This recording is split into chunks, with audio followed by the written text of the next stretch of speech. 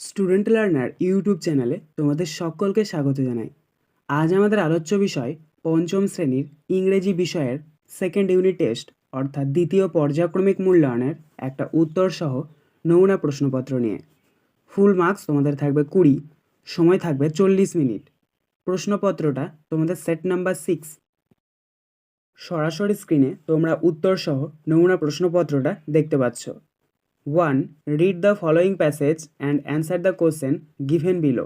অর্থাৎ এখানে যে প্যাসেজটা দিয়েছে সেটা তোমাদেরকে ভালো করে পড়ে নিতে হবে এবং নিচে যে প্রশ্নগুলো দেওয়া থাকবে সেই প্রশ্নগুলোর উত্তর এই প্যাসেজ থেকে খুঁজে নিয়ে লিখতে হবে। Father, he was born at a time when India was under the British rule. Through his writings he inspired the Indian youth to boldly fight for freedom. Pritam, when was he born, father? Father, he was born on 24th May 1899 in the village of Churulia. This was near Asansol in the Bardhaman district of undivided Bengal. As a child, he was attracted to folk theatre and later wrote many folk plays like Datakarna and Kobi Kalidas. Pritam, that is interesting. Father, in 1910, Nazrul met the revolutionary Nibaran Chandra Ghatak, who was his teacher. The poet Kumud Ranjan Mollik was the headmaster of the school Nazrul joined next. তো এটার বঙ্গানুবাদটা দেখে নাও। পিতা, তিনি এমন এক সময়ে জন্মগ্রহণ করেছিলেন যখন ভারত ব্রিটিশ শাসনের অধীনে ছিল। তার লেখার মাধ্যমে তিনি ভারতীয় যুবকদের সাহসিকতার সাথে লড়াই করতে অনুপ্রাণিত করেছিলেন। প্রীতম কবে জন্মেছে বাবা? পিতা, তিনি 1899 সালের 24শে মে চুরুলিয়া গ্রামে জন্মগ্রহণ করেন। এটি অবিভক্ত বাংলার বর্ধমান জেলার আসানসোলের কাছে ছিল। শৈশবে তিনি লোকনাট্যের প্রতি আকৃষ্ট হন এবং পরে অনেক লিখেছেন দাতাকর্ণ এবং কবি কালিদাসের মতো লোকনাট্য। প্রীতম, ব্যাপারটা মজার। পিতা 1910 সালে নজরুল বিপ্লবী নিবারণচন্দ্র ঘটকের সাথে দেখা করেন, যিনি তার শিক্ষক ছিলেন। কবি কুমুদরঞ্জন মল্লিক বিদ্যালয়ের প্রধান শিক্ষক। পরবর্তীকালে নজরুল যোগদান করেন। A, choose the correct answer from the given alternatives 1:2 = 2।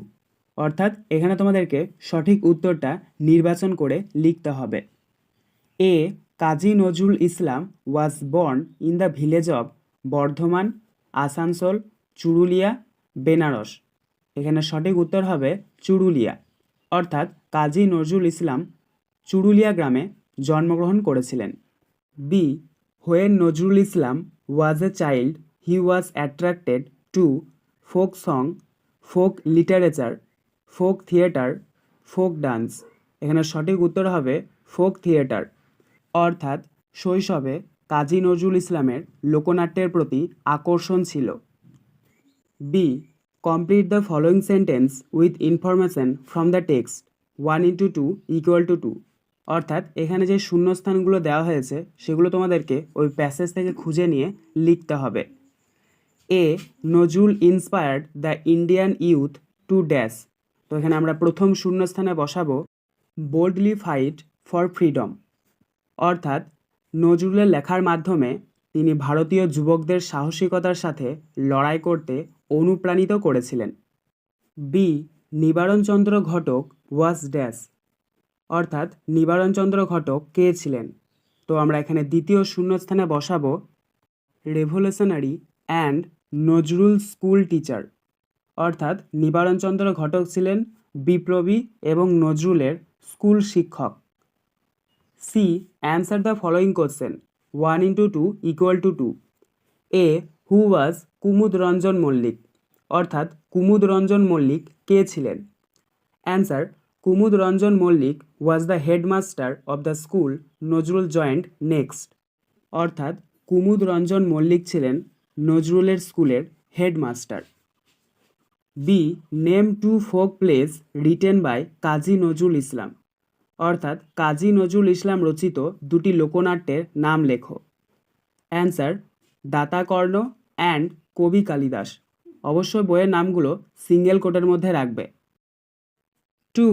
Fill in the blanks with the correct form of the verbs given in the brackets 1 into 2 equal to 2. অর্থাৎ এখানেও তোমাদেরকে শূন্যস্থান পূরণ করতে হবে সঠিক ক্রিয়াটি বেছে নিয়ে।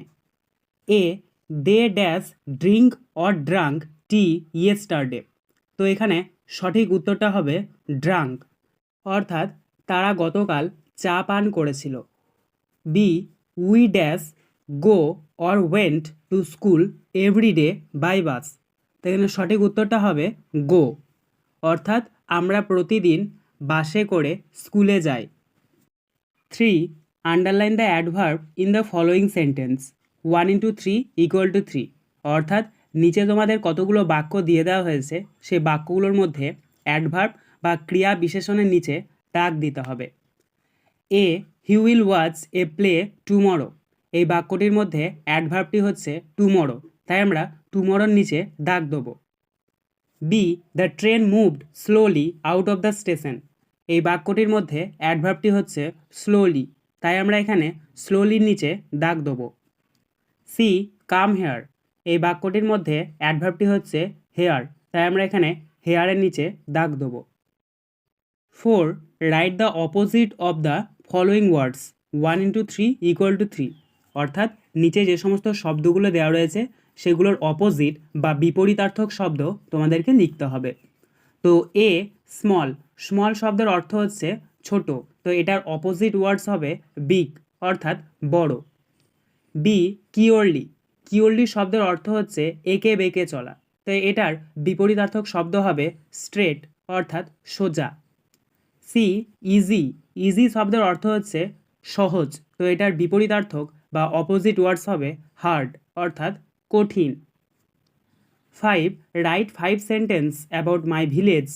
প্রশ্নের মান 6, অর্থাৎ তোমাদেরকে নিজেদের গ্রামের সম্বন্ধে 5টা বাক্য লিখতে হবে। তো এটার উত্তরটা দেখে নাও। The name of my village is Angargaria. It is situated in the district Birbhum, West Bengal. There are about 1000 people live in my village.